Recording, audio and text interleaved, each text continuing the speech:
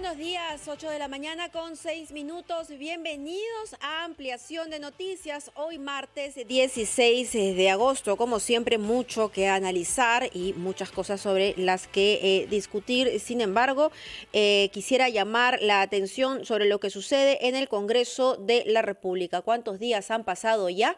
Y el congresista Freddy Díaz, acusado de violación sexual a una trabajadora en las instalaciones del Congreso, continúa despachando como si nada. Hasta el momento para él no hay ningún tipo de sanción, pero eso no es todo. El Congreso estaría a punto de elegir en la presidencia de tres comisiones a 3 congresistas que están siendo investigados en la actualidad por la Fiscalía. El caso de José Luna Gálvez de Podemos Perú, quien estaría a punto de presidir la Comisión de Presupuesto, y luego Raúl Doroteo en Relaciones Exteriores y Jorge Flores, Energía y Minas, estos últimos sindicados como los niños. ¿Qué dirá el Congreso de la República? ¿O ya es un acuerdo? Pues en las próximas horas eso lo sabremos, pero es increíble que además de tener a un congresista acusado de violación que siga despachando, tengamos a 3 congresistas en investigaciones que presidan comisiones tan importantes, por lo menos como la de presupuesto. Todas las comisiones sin duda son importantes. 8 de la mañana, 8 minutos. Fernando, muy buenos días. Mabel, buenos días a todos los que nos escuchan y nos ven. Los datos que tú has dado son suficientemente claros como para comprender cómo puede ser que la aprobación ciudadana del Congreso de la República sea todavía peor que la que registra Pedro Castillo. Esa es la verdadera causa del entrampamiento político en que nos vemos, el hecho de que quienes quieren que este gobierno acabe no puedan ver una figura alternativa y sobre todo menos una agenda, un plan para nuestro país que permita sembrar un nuevo capítulo de esperanza. Pero en fin, vamos a nuestros temas puntuales de hoy. Tenemos un invitado que nos podrá hablar en nombre de la ley. Así es, Walter Gutiérrez Camacho ha sido defensor del pueblo y lo convocamos porque queremos precisiones respecto a la investigación que está siguiendo el Ministerio Público en Palacio de Gobierno, ¿no? A ver, solamente para recapitular. Cuando la Fiscalía y el equipo especial de la policía acuden a Palacio de Gobierno para allanar la residencia porque tenían información de inteligencia que adentro se ubicaba Jennifer Paredes, la cuñada del presidente Castillo, pues se les impidió el ingreso. Para probar de que efectivamente Jennifer Paredes estaba ahí y de que se ha encubierto y obstaculizado la acción de la justicia, el Ministerio Público ha solicitado las cámaras de videovigilancia y un juez ha dicho no. El argumento de la defensa es que hay secretos de Estado. Mientras tanto, el alcalde de Lima ha dicho que él puede habilitar las cámaras de videovigilancia y las imágenes, por supuesto, registradas por ellos, que dan para la residencia de Palacio de Gobierno y así registrar por lo menos ingresos y salidas. Y en ese contexto queríamos hacer la consulta legal con el doctor Gutiérrez. ¿Son los videos de las cámaras de Palacio de Gobierno secretos de Estado? La residencia, siempre haciendo hincapié en la residencia de Palacio de Gobierno. Mabel, buenos días, Fernando. Buenos días, señor Walter. Creo que lo primero que hay que tener presente es que en la normativa nacional existe una regla. La información pública, la información en manos del Estado, por regla, es pública. Esa es la regla general. Excepcionalmente, puede ser secreta, puede ser una información reservada, pero para que eso suceda, tiene que estar clasificada y calificada como tal. ¿Y por qué la regla es que la información en manos del Estado es pública? Por razones de transparencia y por razón de escrutinio público, porque esa es una regla en la democracia, es un valor en la democracia. Desde luego, excepcionalmente, por ejemplo, una información en manos del Estado podría ser la historia clínica de un paciente, pero esta no es una información pública, es una información privada que no le pertenece al Estado, pero que está en manos del Estado por la relación que existe, digamos, entre un hospital y un paciente. Pero la información que nos estamos refiriendo es una información claramente pública, porque la ley de transparencia y de acceso a la información establece muy claramente qué se entiende por secreto o información reservada, que tiene que ver con la seguridad nacional, que tiene que ver con la seguridad del territorio, que tiene que ver con la seguridad personal. Entonces no hay argumento para sostener que esta es una información reservada o que afecta a la seguridad nacional. Además se está pidiendo la información muy acotada, de un momento determinado, de un día determinado, en el marco de una diligencia puntual. Entonces es un argumento que definitivamente no se sostiene. Y creo que convendría acotar que lo que ha dicho el juez no es, simplemente es que él no es competente. No es que esté negando radicalmente el acceso a esa información. ¿Pero eso qué significa? Porque tengo entendido que cuando la Fiscalía solicita a este mismo juez, ¿no?, detener a las personas implicadas en el caso junto a Jennifer Paredes, él tampoco quiso. Y luego pasa a una instancia y le dicen, oiga, usted sí tiene que decidir, y finalmente decide por qué se detengan a las personas en las viviendas indicadas. Sin duda es un juez que ha sido conservador y tal vez temeroso, pero creo que hay que leer, en esa resolución hay que leer lo siguiente. Esto que puedo autorizar puede incriminar al presidente. Y claro que lo puede incriminar. Y por eso es que prefiere que sea el juez Checkley el que decida. ¿Y por qué lo puede incriminar? Porque estamos hablando que el presidente de la República, de acuerdo al artículo 118, no solamente tiene que cumplir, sino hacer cumplir las resoluciones judiciales. Y porque además podría incurrir en encubrimiento personal. Entonces, he entendido que es una decisión particularmente crítica, grave para él, y ha preferido que sea el juez Checkley quien decida. Yo estoy seguro que la Fiscalía, si no ha presentado ya, va a presentar pronto el pedido y estoy seguro que se lo van a conceder. De acuerdo. Ahora, tenemos una defensa del señor Castillo que es por una parte jurídica, la que hace sobre todo el abogado Benji Espinosa, que quiere incluso apartar del caso al fiscal Hans Aguirre, incluso al coronel Colchado. El objetivo procesal es ese. Pero hay una defensa política también. Yo quisiera que la analice usted desde el punto de vista jurídico, porque el señor Castillo ha dicho ayer que las razones por las cuales él es perseguido no son judiciales, sino tienen que ver con el racismo.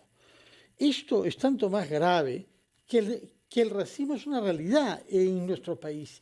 ¿Por qué tendría que colgarse de esa lacra que tenemos en el Perú para salvarse él judicialmente? Como diciendo, no importa lo que yo haya hecho, no importa que haya permitido que algunos parientes participen en actividades ilegales, porque lo que importa es que hay racismo contra mí. Yo quisiera que como abogado nos explique usted por qué en el recurso a un argumento de ese tipo no tiene asidero ante un razonamiento en sede judicial. Pero yo le ruego que nos espere un instante a hacer una pausa, después de la cual contestará a esta pregunta sobre la defensa política, ya no solo jurídica, que ha hecho el presidente Castillo ayer, el doctor Walter Gutiérrez.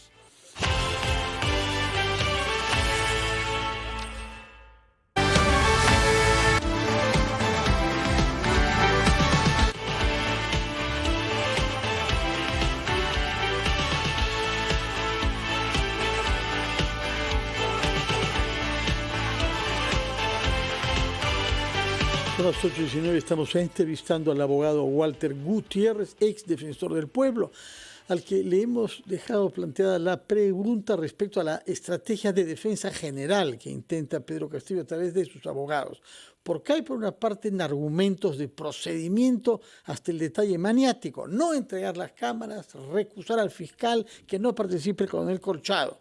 Pero por otra parte hay un discurso político diciendo que todas las acusaciones con él son simple consecuencia del hecho que es el primer hombre del mundo rural que llega a la presidencia y que en este país hay racismo. ¿Cómo puede un abogado como usted fríamente desestimar este tipo de argumentos?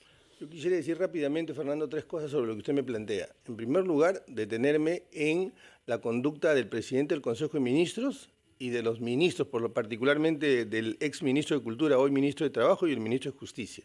Esos señores, el ministro de Trabajo no trabaja en su sector, y el ministro de Justicia obstruye la justicia. utiliza su tiempo, él es funcionario público, utiliza los recursos del Estado, utiliza los espacios del Estado para defender al presidente de actos que no son actos de gobierno, que no son políticas públicas o política de Estado, sino para defenderlo de actos criminales.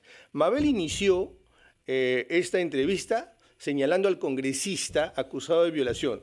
¿Alguno de ellos se ha pronunciado? ¿El presidente del Consejo de Ministros, el presidente de la República o estos ministros a los que me refiero? ¿O no conocen o se han olvidado que el combate contra la violencia hacia la mujer es una política de Estado, es una política pública que ellos deberían encarnar? No lo hacen. Y sin embargo, convocan, y este es el segundo punto que quiero referirme, convocan, movilizan a un sector de la población con una narrativa absolutamente divorciada de la realidad. Y digo divorciada de la realidad porque no son precisamente estos ministros y el presidente de la República que estén diseñando, coordinando una política pública para combatir el racismo, medidas concretas a nivel de Estado. No, es un mero y simple discurso político.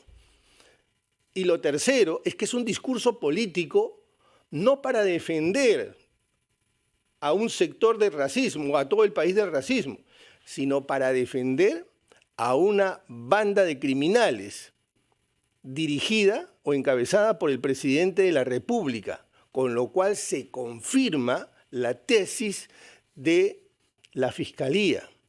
Todos estos señores, por ignorancia, por desconocimiento, o porque en los hechos son ya parte de esta organización criminal, incluidos esos ministros.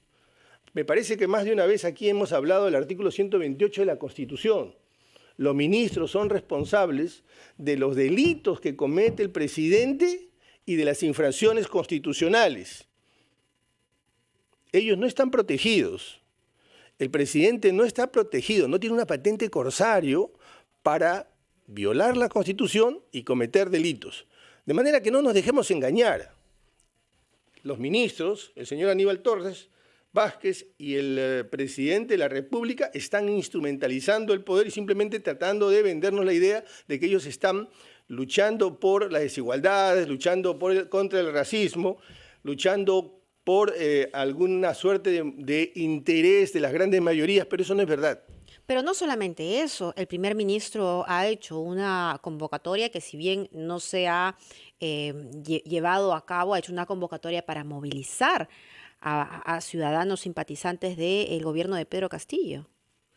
Y ha hablado de violencia, ¿no?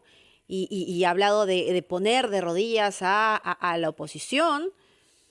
Esas no son meras declaraciones políticas, como he escuchado en algún medio a algunas personas, morigerar esa actuación o ese discurso. Esto es muy grave, y es muy grave porque lo que está haciendo el señor Aníbal Torres Vázquez es violar flagrantemente la Constitución. Y habrá que buscar una lupa gigante para encontrar un congresista que impulse su censura y su acusación constitucional y su inhabilitación. Está invitado, no. Está invitado por estas declaraciones. No es interpelación, pero es una invitación para que se explique. Vamos a ver qué pasa en el Congreso. Después conversaremos con el almirante Cueto sobre este tema específico, Aníbal Torres ante el Congreso.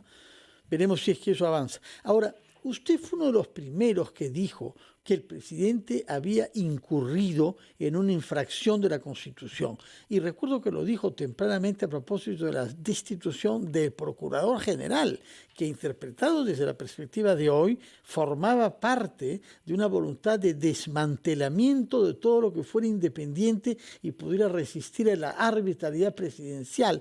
¿En qué ha quedado ese procedimiento? Bueno, de nuevo, ese es un espacio del Congreso, porque esa es una violación del artículo 118 de la Constitución.